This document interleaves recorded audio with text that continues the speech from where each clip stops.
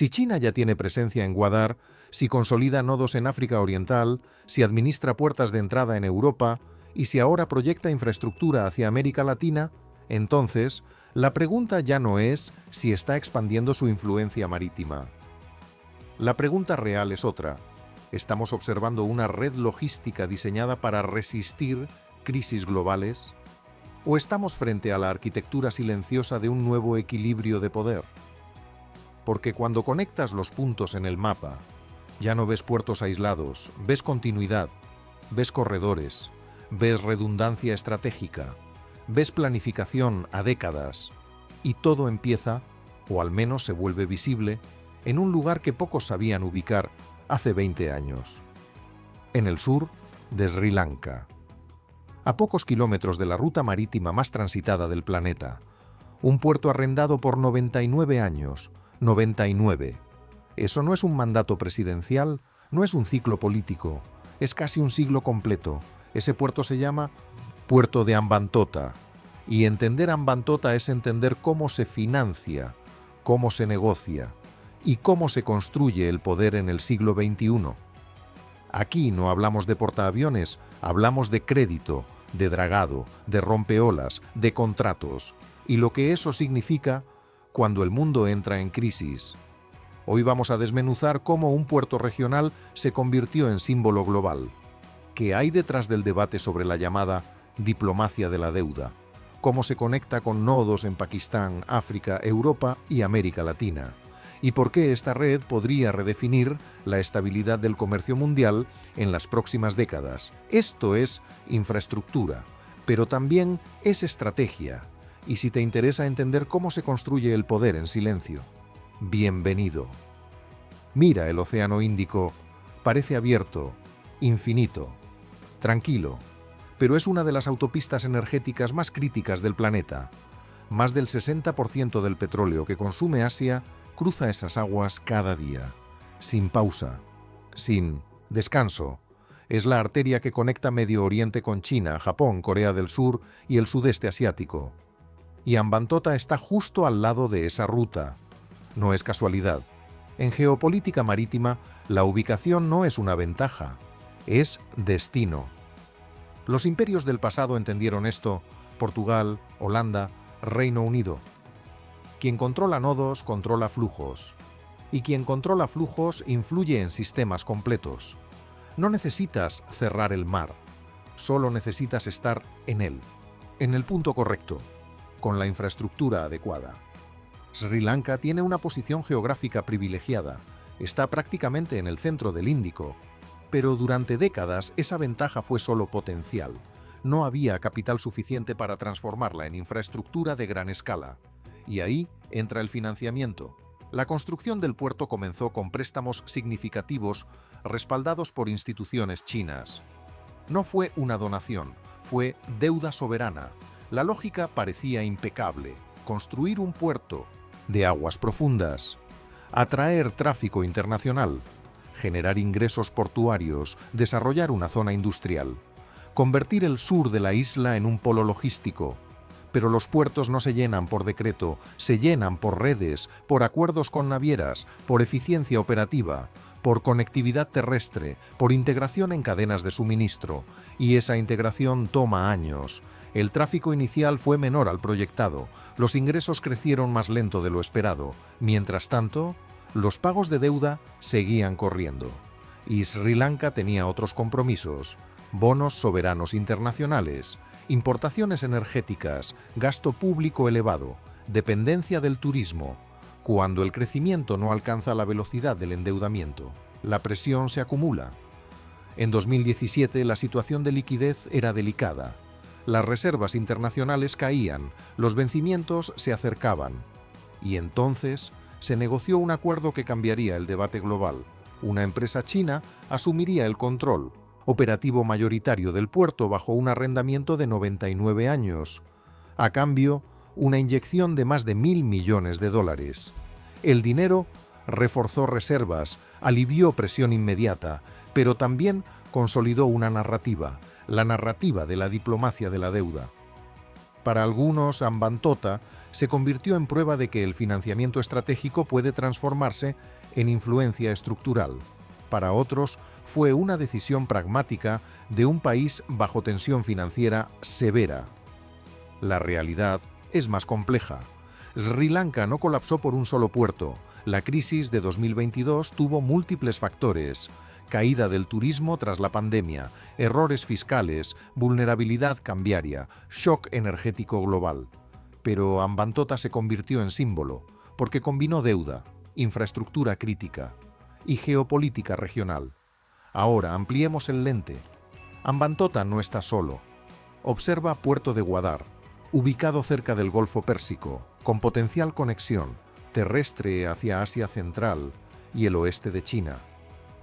No es solo un puerto, es parte de un corredor económico más amplio. Mira Puerto de Djibouti, en el Cuerno de África, junto al acceso al Mar Rojo, cerca del estrecho de Bab el-Mandeb, por donde transita una porción significativa del comercio global. Mira Puerto del Pireo, puerta de entrada de mercancías asiáticas al mercado europeo.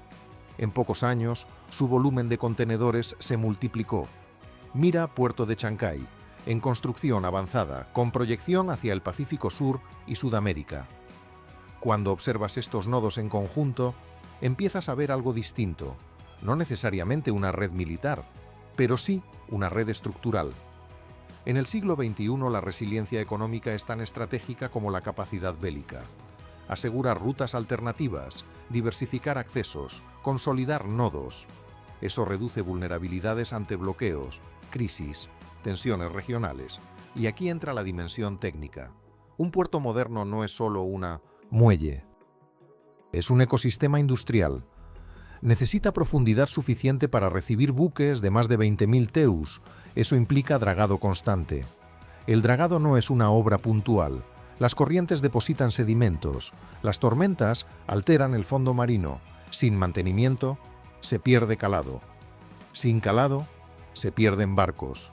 Sin barcos, se pierde relevancia. Necesita rompeolas capaces de absorber energía de oleaje extremo. Necesita grúas pórtico de última generación, sistemas digitales de gestión portuaria, conectividad ferroviaria y carretera, áreas logísticas adyacentes, zona franca industrial y capacidad de expansión futura. Hambantota fue diseñado con esa lógica. Capacidad futura. En logística global, la capacidad ociosa no siempre es desperdicio. Puede ser reserva estratégica. Comparémoslo. Canal de Panamá controla un cuello artificial entre océanos. Cobra por tránsito. Canal de Suez conecta Mediterráneo y Mar Rojo. Cuando se bloquea, el comercio global se resiente en días. Singapur es un hiperpuerto optimizado durante décadas, uno de los mayores centros de transbordo del mundo. Hambantota no controla un estrecho, no impone peajes, está en la autopista energética del Índico. Eso le da un poder distinto, no el poder de cerrar rutas, el poder de sostener operaciones. En una crisis, los buques necesitan puntos seguros, reabastecimiento, reparación, reorganización logística. Los nodos que pueden ofrecer eso se vuelven críticos bajo estrés. Imagina tensiones en el Golfo Pérsico o inestabilidad prolongada en el Mar Rojo. Las primas de seguro suben, algunas rutas se desvían, el comercio no se detiene, pero se reorganiza. Y cada reorganización tiene costos. Costos que terminan reflejándose en energía, alimentos, tecnología. Ahí es donde la red importa. Para India, Hambantota está a menos de 300 kilómetros de su costa.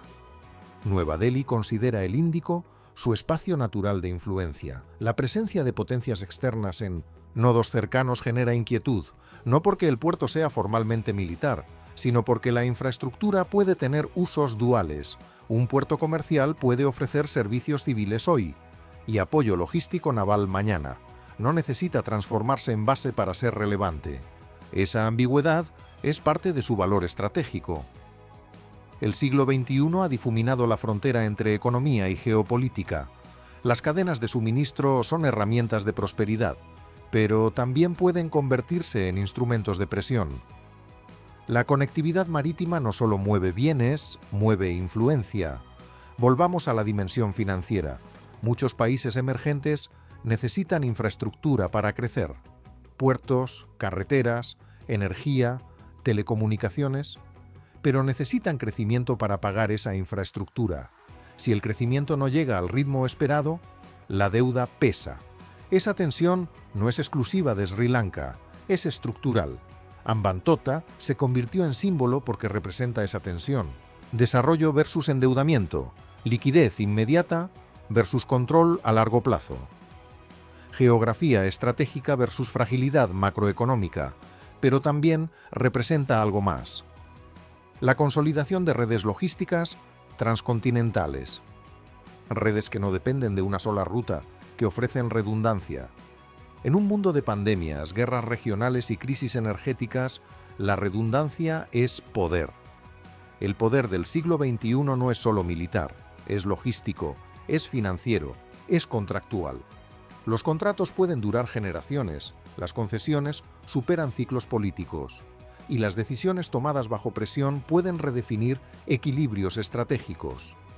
Hambantota no es solo un puerto, es un espejo de cómo el sistema internacional está cambiando, porque el mapa del futuro no se dibuja solo con fronteras, se dibuja con nodos, con calado suficiente, con acceso a autopistas marítimas, con financiamiento estructurado, con contratos a largo plazo. Y si mañana otro país enfrenta una crisis similar y tiene que elegir entre liquidez inmediata o control estratégico a décadas, ¿qué decisión tomará? Y cuando esa decisión se repita en distintos puntos del planeta, ¿seguiremos viendo casos aislados? ¿O empezaremos a reconocer la red completa que ya está en construcción? Cuando analizas la red completa, aparece un concepto clave: redundancia estratégica. En ingeniería, la redundancia evita el colapso cuando una pieza falla. En logística global, la redundancia evita el bloqueo cuando una ruta se interrumpe. Y el comercio mundial depende de rutas extremadamente vulnerables: el estrecho de Hormuz, Bab el-Mandeb, el estrecho de Malaca, puntos estrechos, cuellos de botella, zonas sensibles a conflictos. Más del 20% del petróleo mundial pasa por Hormuz. Una parte sustancial del comercio Asia a Europa atraviesa Bab el-Mandeb y el Mar Rojo, y cerca del 30% del comercio marítimo global pasa por Malaca. Son arterias críticas, y cuando una arteria se bloquea, el sistema entero se estresa. Lo vimos en 2021, cuando el canal de Suez quedó bloqueado durante 6 días. 6 días. Y el comercio mundial perdió miles de millones de dólares. Cientos de buques esperando. Cadenas de suministro paralizadas. Retrasos que tardaron meses en corregirse. Un solo incidente. Un solo punto. Ahora imagina una crisis prolongada en múltiples puntos. Ahí es donde los nodos alternativos adquieren valor estratégico. Volvamos al Índico. China depende en gran medida del suministro energético que cruza esas aguas. Una parte importante de su petróleo importado proviene de Medio Oriente y África. Esa dependencia crea vulnerabilidad. En Beijing existe un término estratégico no oficial que se menciona con frecuencia en análisis occidentales: el dilema de Malaca. La idea es simple: si una potencia rival pudiera interrumpir el tráfico en ese estrecho, la economía china sufriría. Por eso la diversificación es clave: diversificación terrestre, diversificación energética, diversificación portuaria. El puerto de Gwadar se conecta con corredores hacia el interior de Asia. El puerto de Yibuti se ubica en la entrada al Mar Rojo. El puerto de Hambantota está junto a la autopista energética del Índico. El puerto del Pireo facilita acceso rápido al mercado europeo. Y el puerto de Chancay proyecta conexión directa con Sudamérica. ¿Es coincidencia? ¿O es una malla logística diseñada para reducir exposición a riesgos sistémicos? Ahora pensemos en algo más profundo. El comercio marítimo mueve alrededor del 80 al 90% del comercio mundial por volumen. Eso significa que quien participa en su infraestructura participa en la columna vertebral de la globalización. No es necesario controlar cada barco, basta con participar en suficientes nodos críticos. Un puerto no es solo una plataforma física, es un punto de datos. Cada contenedor tiene origen, destino, valor, frecuencia. Quien gestiona terminales obtiene información logística de alto valor. Información sobre flujos comerciales, sobre tendencias de importación y exportación, sobre patrones de demanda. En el siglo XXI los datos son poder. Y la logística genera datos masivos, pero aquí surge otra dimensión: el modelo financiero. Muchos de estos proyectos se enmarcan dentro de la iniciativa de la Franja y la Ruta, promovida por China desde 2013. Un proyecto que busca conectar Asia, Europa, África y más allá mediante infraestructura física y financiera, carreteras, ferrocarriles, oleoductos, puertos. El objetivo declarado es mejorar conectividad y desarrollo, pero todo proyecto de infraestructura internacional tiene implicaciones estratégicas, porque la infraestructura crea dependencia mutua. Si una terminal portuaria se convierte en puerta principal de exportación de un país, esa relación se vuelve estructural, no se rompe fácilmente. Ahora volvamos a Sri Lanka. Cuando en 2022 el país enfrentó una crisis económica severa, las imágenes dieron la vuelta al mundo. Escasez de combustible, protestas masivas, renuncia presidencial. Muchos volvieron a mencionar Hambantota, pero los datos muestran que la mayor parte de la deuda externa de Sri Lanka provenía de bonos soberanos internacionales, no exclusivamente de préstamos chinos. La narrativa simplificada no capturaba toda la complejidad. Sin embargo, el símbolo ya estaba instalado, y los símbolos en geopolítica importan, porque moldean percepciones, y las percepciones influyen en alianzas. Mientras tanto, India intensificaba su propia estrategia portuaria. Inversiones en puertos domésticos, mayor cooperación naval con Estados Unidos, Japón y Australia dentro del marco del Quad. Porque en el Índico no solo se mueven mercancías, se mueve equilibrio estratégico. En África Oriental, Djibouti alberga múltiples bases militares extranjeras. Estados Unidos, Francia, Japón y China. Es uno de los puntos más militarizados por metro cuadrado del planeta. ¿Casualidad? No. Está en la puerta del Mar Rojo. Por allí pasa una parte esencial del comercio Europa a Asia. Quien esté presente ahí, está presente en un punto crítico del sistema global. En Europa, el Pireo pasó de ser un puerto con bajo rendimiento a uno de los más dinámicos del Mediterráneo. Las inversiones modernizaron grúas, ampliaron terminales y mejoraron eficiencia. Para Grecia significó revitalización económica tras la crisis de deuda. Para China significó una puerta directa al mercado europeo, intereses que convergen, pero también dependencia mutua. En América Latina, el proyecto de Chancay en Perú apunta a reducir tiempos de envío entre Sudamérica y Asia. Si los tiempos se reducen, los costos bajan. Y cuando los costos bajan, las cadenas productivas se reorganizan. Eso puede alterar patrones comerciales regionales. Estamos viendo algo más grande que puertos individuales. Estamos viendo la evolución de la globalización hacia una fase más estratégica, donde la infraestructura no solo sirve al comercio, sirve a la resiliencia nacional, sirve a la autonomía estratégica, sirve a la influencia estructural. Pero aquí viene la pregunta incómoda. ¿Puede esta red convertirse en herramienta de presión? En teoría, cualquier nodo logístico puede ser utilizado como punto de influencia. Retrasos administrativos, prioridades operativas, regulaciones técnicas. No necesitas cerrar un puerto, basta con ralentizar procesos. En logística global, horas pueden costar millones. Por eso la gobernanza de estas infraestructuras es clave. Transparencia contractual, supervisión nacional, equilibrio de intereses. Ahora elevemos aún más la mirada. Históricamente, las grandes potencias construyeron redes marítimas. El Imperio Británico controlaba rutas estratégicas mediante bases y puertos. Estados Unidos consolidó presencia global con una red de bases navales tras la Segunda Guerra Mundial. Pero la diferencia es que ahora la expansión no se presenta como despliegue militar directo, se presenta como inversión, como asociación, como desarrollo. Esa es la novedad.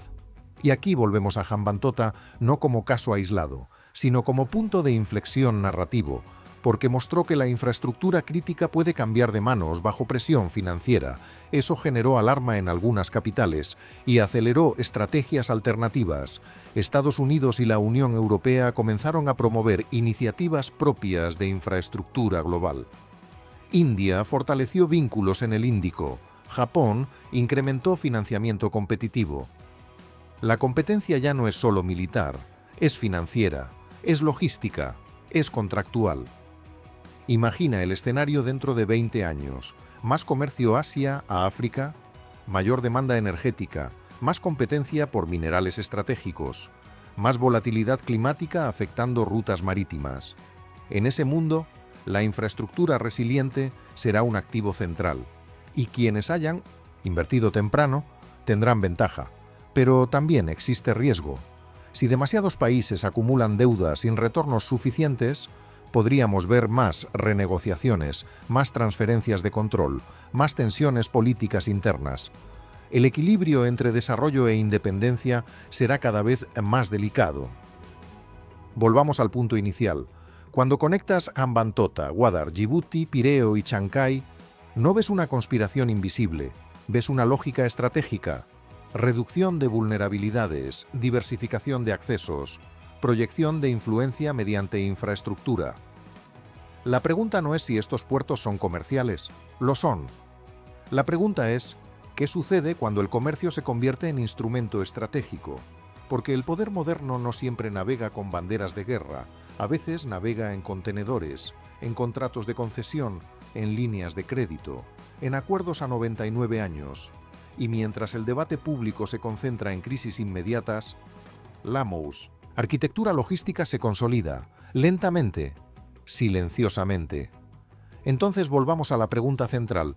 Si otro país enfrenta mañana una crisis de liquidez y posee un puerto en una ubicación estratégica, ¿qué hará? ¿Buscará financiamiento tradicional con condiciones estrictas o aceptará una concesión a largo plazo a cambio de estabilidad inmediata? Y cuando esa decisión se repita en Asia, en África, en América Latina, ¿seguiremos hablando de casos individuales? ¿O admitiremos que estamos presenciando la construcción de una red global de resiliencia estratégica? Una red que no necesita dominar el océano, solo necesita estar en los puntos correctos, con el calado suficiente, con contratos firmados, con décadas por delante. Porque el mapa del siglo XXI no se dibuja con fronteras militares, se dibuja con nodos logísticos, y esos nodos ya están ahí. La pregunta es, ¿quién entenderá primero lo que realmente significan? Porque al final, Hambantota no es solo un puerto, no es solo Sri Lanka, no es solo China, es una señal de cómo está cambiando la arquitectura del poder global. Durante siglos, el poder se proyectó con flotas, con bases militares, con banderas. Hoy se proyecta con infraestructura, con financiación estructurada, con contratos a 99 años, con nodos que parecen comerciales, pero que, bajo presión, pueden convertirse en piezas estratégicas. El mundo ya no se divide solo por fronteras visibles, se organiza por corredores, por rutas energéticas, por cadenas de suministro, y en ese tablero cada puerto es una variable, cada concesión es una decisión generacional, cada crisis financiera puede convertirse en un punto de inflexión geopolítico. La pregunta no es si Hambantota es una amenaza. La pregunta es qué tipo de sistema internacional emerge cuando las autopistas del comercio global tienen propietarios, operadores y financiadores estratégicos. ¿Estamos construyendo un mundo más interconectado y resiliente? ¿O uno donde la dependencia estructural redefine la soberanía? Porque cuando miras el mapa completo, ya no ves proyectos aislados, ves una red que no necesita confrontación directa, una red que funciona incluso en silencio. Y tal vez el verdadero poder del siglo XXI no sea quien controle los océanos, sino quien controle los puntos donde todos deben detenerse. La historia siempre ha favorecido a quienes entendieron primero las rutas. La pregunta es, ¿quién está leyendo correctamente el nuevo mapa? Y más importante aún, ¿estamos preparados para el mundo que ese mapa está construyendo?